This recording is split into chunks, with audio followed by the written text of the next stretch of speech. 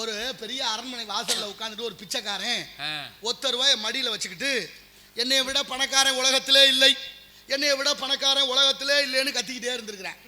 போற வார ஆளுக போய் மன்னர்கிட்ட சொன்னாராம், மன்னா அரண்மனை வாசல்ல ஒரு கோவணத்தை கட்டிட்டு ஒருத்தன் உட்காந்துக்கிட்டு என்னைய விட பணக்காரன் ஒருத்தன் இல்லைன்னு சொல்லிக்கிட்டு இருக்கிறேன். அப்படி என்ன பணக்காரன் வச்சிருக்கான், அதுவும் அரண்மனை வாசல்ல, நமக்கு அசிங்கமா இருக்கு, என்னன்னு கூப்பிட்டு கேளுங்க. உடனே காவலாளியில விட்டு அவனை கொண்டாச்சு, தூக்கிட்டு வந்தாச்சு. தூக்கியாந்ததுக்கு அப்புறம் கேட்குறான், அவங்க உள்ள வரும்போதே சொல்லிக்கிட்டே வந்தேன், என்னை விட பணக்காரன் உலகத்திலே இல்லை, என்னை விட பணக்காரன் என்னை விட பணக்காரன் உலகத்துல இல்லையா, என்னடா வச்சிருக்கேன்னு போட்டா படக்குன்னு ₹1 எடுத்து கொடுத்துட்டேன். ₹1 வாங்கிட்டு போடா அப்படின்னு புரடியில் அடிச்சு போச்சோன்னா சும்மா போகணும்ல. சில பேருக்கு வாயும் சரியில்லை, வாயுதாவும் சரியில்லை. ஆமா, அவன் போகும்போது சொன்னேன், என்னை விட பிச்சைக்காரன் மன்னர் என்கிட்ட இருந்த ₹1 பிடிக்கிட்டான்.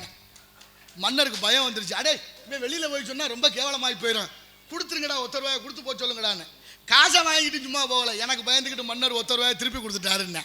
இப்படித்தான் இருக்கு. போற்றினும் போற்றுவார், பொருகுழாவிடில் தூற்றினும் தூற்றுவார், சொன்ன சொற்களை மாற்றினும் மாற்றுவார், வன்களாளர் கூற்றினும் பாவலர் கொடியவர். யார் வாடுறா?